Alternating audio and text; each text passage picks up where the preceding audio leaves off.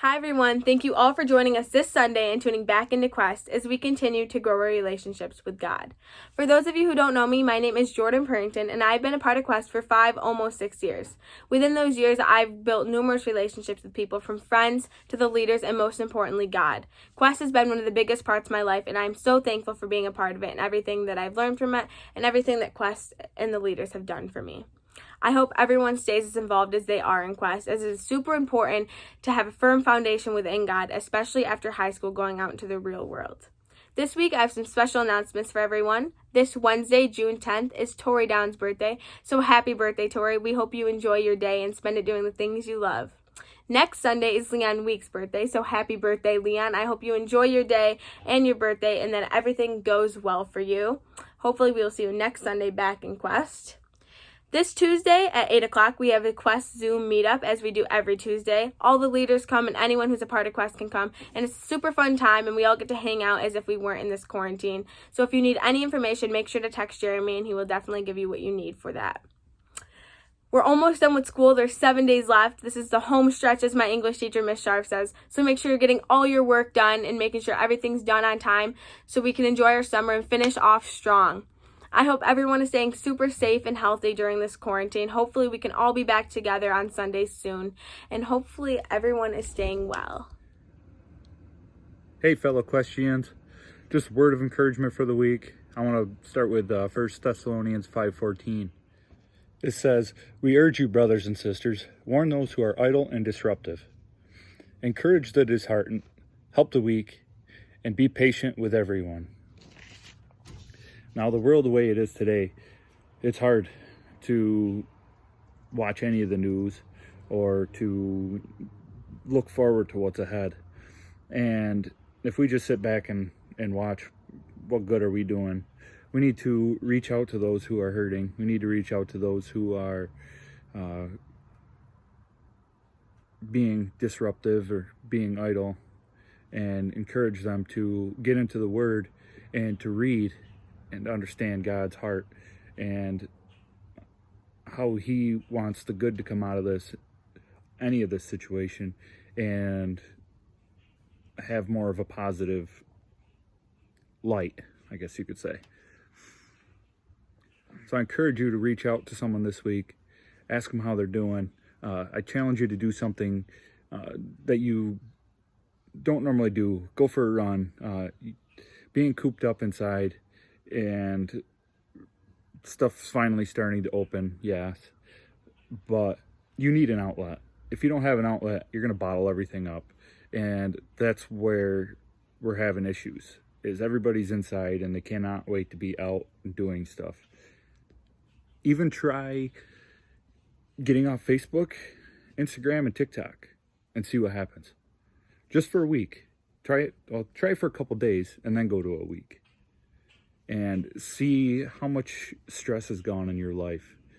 And you'll be feeling a heck of a lot better. So this is my word of encouragement to you guys. And just wanted to leave you with one more. It's Psalms 23:4. "Even though I walk through the valley of death, I will fear no evil, for you are with me. Your rod and thy staff, they comfort me." So thanks for joining in today, and I can't wait to see you guys. I miss you all. What's up, Quest? Good to see you. It's Taylor, for those of you who don't know me. We've been picking up where we left off from the last study, which was what I came and did with some object lessons during this time. And so we started off with Becky during week 1. She was kind of holding up a mirror and talking to us about how we are made in God's image. The second week was Diane. Diane was showing us kind of her cake and her baking recipe and how we need to give God control of our lives in order to have the best results. And then if you didn't hear Jordan from last week, then go back and watch his video from the message and you get to kind of hear what he talked about. So this week I'm going to start a subject, but it's actually kind of a bummer. So I'm not going to tell you what it is quite yet, but we're going to kind of lead and sneak our way in there. So the first task I'd like you to do is I'm actually going to have you pause this video and there's going to be a picture that pops up. But I want you to read the following instructions and complete as many tasks as you can. Okay? So that's going to pop up here.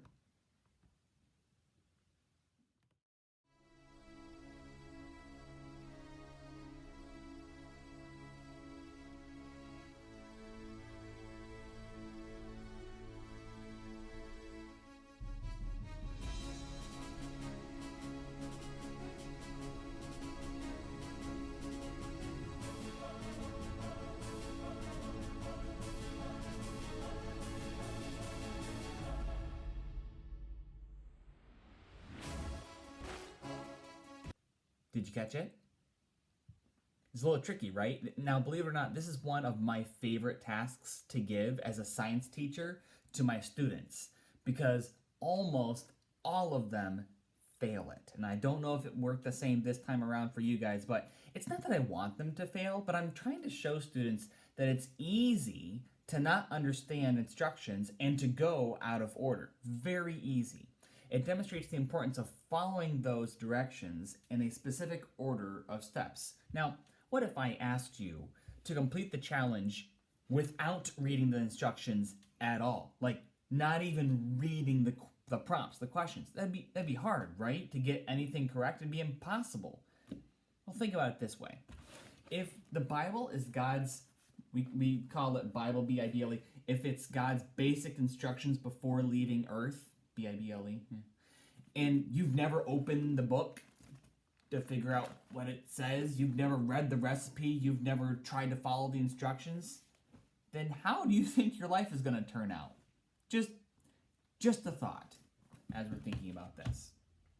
So, as a science teacher, I ask students to go about following instructions. I ask them to, and now in science, we have to collect and we have to organize information. We call it data. That's the fancy term we use, is we call it data. Now, I want to show you a data set and then kind of show you something else that goes along with it. This is a data set. Now, you don't have any information really besides names and a whole bunch of numbers. There's not a whole lot helping you out there, right? But when you plot the data on a chart, the graph tells a story. People are like, oh no, it's math. You'll be okay, I'm doing the math for you. You don't have to do it. But you can see that when you put the data on a graph, you see dots. And you're like, oh, okay, I can see a shape now. And then, and I always tell my students this, you can be able to tell a story from the graph, right? And I tell my students that a graph is worth 1,000 words if you do it properly, right? Now, if you haven't guessed the topic yet, I want to show you some really cool tricks concerning numbers and concerning math that you can show off to your friends or to your parents. And the first one you're going to see is it's 1 times 8 plus 1 is the first line, equals 9. Now, if you notice, the numbers are successive when they get multiplied by the number 8. So 1 times 8 plus 1 equals 9. You go to the second row, it goes 12 times 8, which is, I think, 96, plus 2, right? We're going up by 1, 2, 3, 4, 5, 6, 7, 8, 9, and then we're going up by, in succession, by the number of digits that come after 1. And so you can see how it creates this mirror, this flip-flop. It's really cool. 1 times 8 plus 1 is 9, 12 times 8 plus 2 is 98, 123 times 8 plus 3 is 987. It's really cool stuff. So the next one we'll do is actually one that I knew before. I looked at this, but I just think it's still fascinating. If you have 1 times 1, it equals 1. But you can actually predict what a number, like what an answer of a problem would be if you multiply anything that has ones by itself. So if you do 11 times 11, you get 121. You can predict this because there are 2 digits, which means that the highest number in the number is going to be 2 because there's 11, 2 digits. If you have 111, that's 111, there's 3 digits. That means that the answer is going to be 1, 2, 3, 2, 1. It's like a number palindrome. A palindrome is like the same forwards and backwards, like dad and pap and madam and race car. Like they're all palindromes. So the number is a numerical palindrome. You guys are like, wow, Taylor, you got some nerd on me. Yes, I do, but it's still really cool. The next one we have is 1 times 9 plus 2 and 12 times 9 plus 3. And you can see how it goes to 11, 111, 100, 1,000, 111, and it just keeps building from there. And the last one, which is going to pop up, is 9 times 9, 98 times 9, all added to numbers that go down. As you can see how it turns into 88, 888, 8888. It just goes on and on and on. Really cool things that you can do when manipulating numbers. Now, the point of showing all those cool numbers and all those cool patterns is to actually reflect on how amazing God is. You see, God is a God of order. He's a God that shows patterns. He's a God of order and not confusion. And we actually read that in 1 Corinthians 14:33. It says, "For God is not a God of disorder, but of peace." So there's a lot of knots and whatever's in there. So instead we would say God is a God of order, a God of peace. And it's kind of like, if you've never heard the phrase before, I'll say it now. If you don't know God, if you have no God, you have no peace. But if you know God, then you can know peace. And I think of it this way. If there's no peace, that means that there might be chaos or pain. Things are out of order. That's the main message from today, is that out of order means that God is not in control, not in the throne of your life. I think of the Garden of Eden, where it all began. If you read about it in the Bible, in the book of Genesis, you see what I mean. I think of God at the beginning. He made creation. He made man, and then he rested, and then he decided that he needed to add woman to the equation so that man wouldn't be alone. And then the woman, Eve, was deceived by the snake and tempted by Adam to sin, and they put themselves above God. And that's where things fell out of order, right? Now, can you think of times when God has brought order to a situation when there was disaster going on, when there was chaos going on? I think, I'm going to let you think for about 10 seconds. I can think of a few. I can think of Jesus calming the sea simply by speaking to it, right?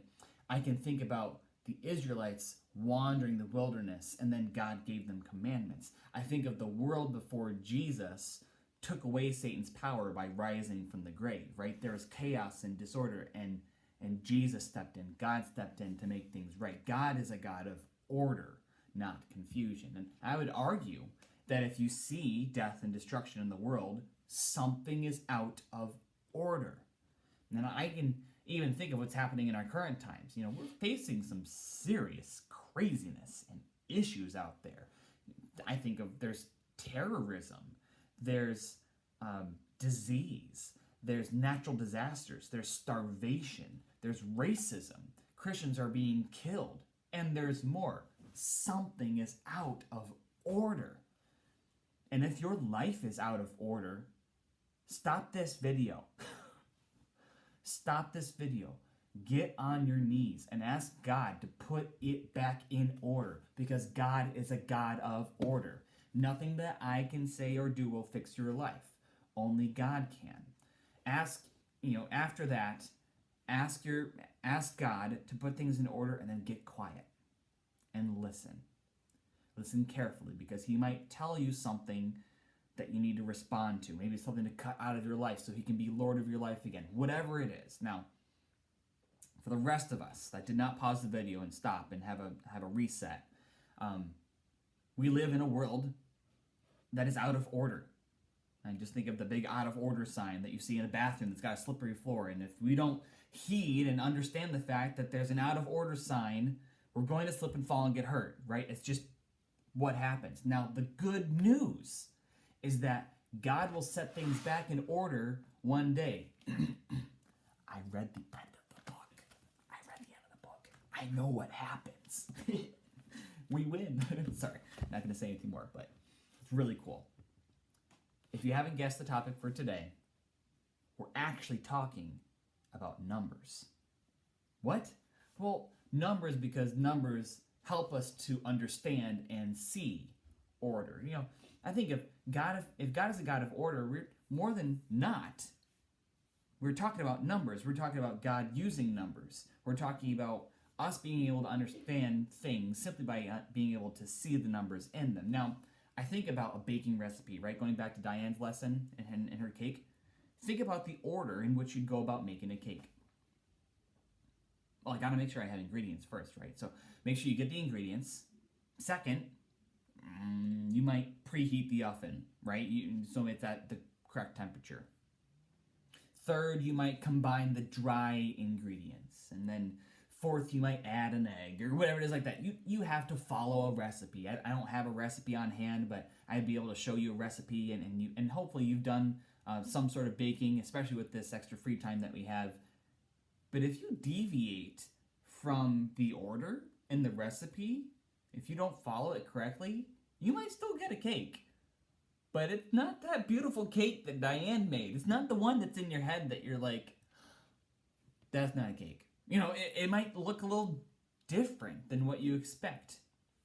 See, there's an order to how you go through these things. The ingredients have to be measured out. By how much? You need units of measurements, which you count using numbers. You need to know if you're measuring in grams or ounces or milliliters. You know, we use numbers to count, or the fancy term is to quantify these things. And the cool thing about God is that he uses numbers too, so that we will understand the importance of certain concepts. So I want you to pause for a second. Do you have a favorite number? I know it's a weird, like, everyone has a favorite color, everyone has a, favorite actor, or actress, or movie, or book, or things like that, but do you have a favorite number? I don't know, I'm just curious. You see, mine's the number 13, and I know 13 is considered an unlucky number, but I don't believe in luck, so I just love picking numbers that people don't like. I don't know, it makes me feel like I have an edge on them. I don't know. Anyways, God has some unique numbers in the Bible, and they mean certain things, and so I want to quickly go through some examples. But before I go any farther, I want you to encourage, this is kind of always a disclaimer, the Bible says to take every thought into captivity under the Word of God. So if I'm saying something, or Diane, or Jordan, or Jeremy, or someone you watch on YouTube is saying something, and this little part of you goes, I wonder if that's true. You're allowed to look it up. That's what the Bible says. It says to check everything. It says to, basically, don't just take my word for it. Go and do your own research. You can trust me for now. But I would strongly encourage you. You will learn so much more and gather so much more as like a kind of the way that a sponge soaks up water if you go and do the reading yourself. Just going to throw that out there. All right. So let's go through some numbers and you'll see some pictures popping up. One is unique, and that's the only number that's divisible by itself, and you get it as the answer, right? 1 divided by 1 is still 1. You can't do 2 divided by 2 and get 2, you end up with 1 again. So it's the only number divisible by itself. It symbolizes the unity and the oneness of God. There's only one God, and that ticks off a lot of people. Simply saying that there's only one God. He is above all other things, all. Also, there's what we consider the Trinity, right? We know that God, from going through the series in our last series about Jesus, what I did when I was here, that God is so wonderfully complex that we just can't understand him, right? Not fully.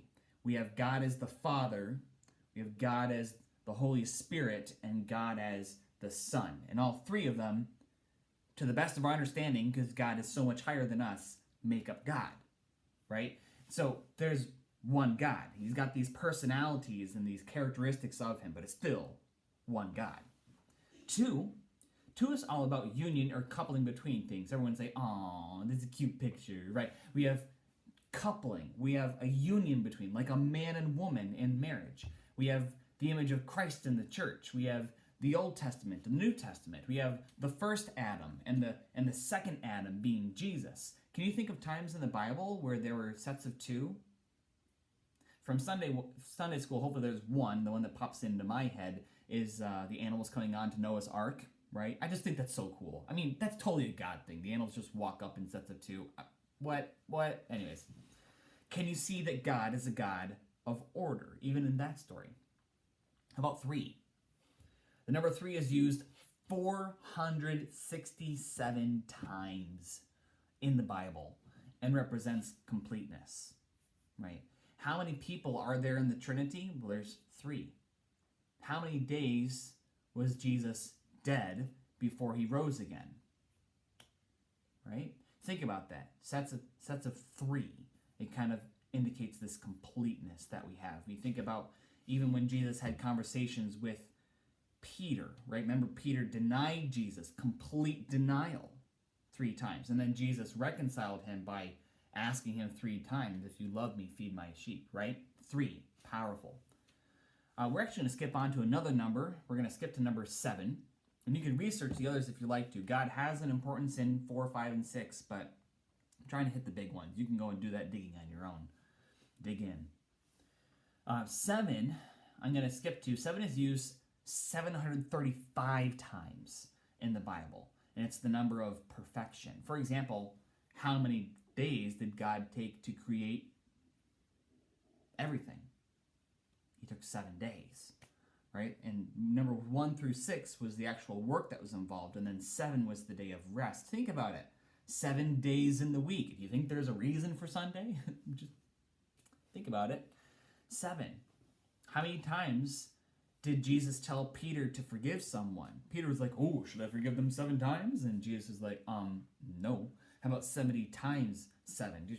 Just the idea of complete and perfect forgiveness, not ever holding it against someone again. That's God level of forgiveness. Let's jump to 10. 10 is representative of law and order. Can you think of anything that deals with laws where there's 10 of them? I think of the 10 Commandments, right? How about 12? We'll move on to number 12. 12 is a very interesting one. 12 is found 187 times in the Bible. 12 signifies power and authority. Power and authority. How many tribes of Judah are there in the Old Testament? I can't even name all of them off the top of my head. I can get maybe half of them, but 12. How many disciples were there to begin with? 12. Think about the Roman calendar, which is the one we still use today, which was in power at the time and just kind of stuck. It's got 12 months in it. Is that a coincidence? And for our last number, we're going to actually take another large jump to number 40. The number 40 is mentioned 146 times. And 40 is a period of testing. Of testing.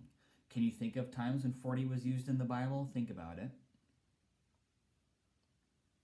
How about Jesus being tempted? Right? He was tempted for 40 days and nights. How about how long God flooded the earth for with rain? With Noah. Right? That was 40 days. Moses is way cool. Moses lived in Egypt for 40 years. And then he ran away from Egypt into the desert for another 40 years. And then he came back to the Israelites and led them out of Egypt. Isn't that crazy? Think of an 80-year-old Noah or Moses walking around releasing people from... It's just crazy. It's cool. 40 years of testing. Moses was on Mount Sinai for 40 days and nights. Jonah warned Nineveh for 40 days and nights. The Israelites wandered how long in the wilderness before they got out of the promised land? 40 years. 40 is a fairly significant number. It's this period of testing. Now, there's lots of other important numbers in the Bible, like the 9 fruits of the Spirit. And, we think about the number 6 and how evil it is. Think about the number 666 as the number of the evil one. And you can go and investigate that sometime. You're more than welcome to. But I want to show that God uses numbers to signify importance. So, how do we fit into God's order? People assume that if we do something out of order, then we mess up God's plan for somebody else. God is... I'm going to just cut to the chase here. God's success, it's not dependent on our success. I say this nicely, love you, and I'm not as important as I think I am. I don't... If I don't live a certain way, then I might not be able to be at a certain place for someone else to know God. It's not how God works. It's not. Where we hear this the most is in dating. If I date and marry this person, does that mean, God was meant to have someone else marry someone else in China? That's not how God works. You're thinking out of order. God loves us. He gives us choice. God is not bound by numbers. And think about Esther. The story of Esther goes is that she was picked to go marry the king, right? And if she hadn't followed through, does that mean that things would have fallen apart forever? No. In fact, her uncle Mordecai says, if you choose not to go through with God's plan, God will elect another. You know, I think that means we could have a different book of the Bible. We could have a book of the Bible called the Book of Rebecca, you know, instead of the Book of Esther. Your choice and your obedience determines your path. You know, I might think of traveling in a straight line as my path in life, but the truth is that it's not straightforward. It's not black and white. You know, if I imagine this as a map, and I wanted to draw my route for getting from point A to point B, while you and I think, oh, you're just going a straight line from point A to point B, based on my obedience, my path could look like this, and then go over here and come back. You know, my obedience determines my destiny. God has a plan for me, plan for good and not for harm, but I don't have to follow it. That's my choice. You know, I think of your choice. That's kind of the point I'm boiling down to, is that your choice determines your path. You know, and the last point I want to kind of park on for today is that God is not restrained by numbers. God's not bound by man's understanding or numbers. You know what God calls that? It's called a miracle. One moment with God, one encounter with Jesus changes everything. That's irrational. One moment with a God who is beyond our understanding could change everything for you. You know, I think about Jesus, what I came and did. Mary says, Jesus, you know, there's no wine at this party, at this wedding. Jesus turns water into wine and says, make drinks for everyone. You know, a man is paralyzed next to a pool for years. And Jesus says, you know, I'm sick of looking at you laying next to this pool. Take your mat and go home. Disciples say to Jesus, you know, we can't feed 5,000 families. We only have 5 biscuits and 2 sardines. And Jesus says, hand it here. McDonald's, fillet of fish for everybody. You know, Lazarus dies. And Jesus goes, oh no, not done with you yet. You know, and raises him from the dead. God gets the last say because he's God. You know, if life on earth from Adam and Eve until now were like a beautiful tapestry, you and I only get to see this much of it. Right? God gets to look at all of it, and he knows you. He knows the thread, and he cares about you. He knows where you work in the mix of all of things. God has a plan for you, and he desires for you to fulfill it. God is a God of order. He calls himself the first and the last, the beginning and the end. You know, think about that. Our God is a God of order. So as we're finishing up for this morning, there's really 5 things I want you to take away. Number 1, successful completion requires successful understanding of instructions, right? Basic instructions before leaving the earth. Understanding those instructions, the Bible. Number 2, God's a God of order. No God, no peace. No God, no peace. God uses numbers to symbolize importance. Number 3. Moving on to number 4. Your obedience determines your destiny. And then number 5, God's not confined to numbers and man's understanding. God made the earth. God made all things. He can do what he wants to. So I love you guys. Hoping that you found some value in some math and some numbers. I hope to hear from you soon.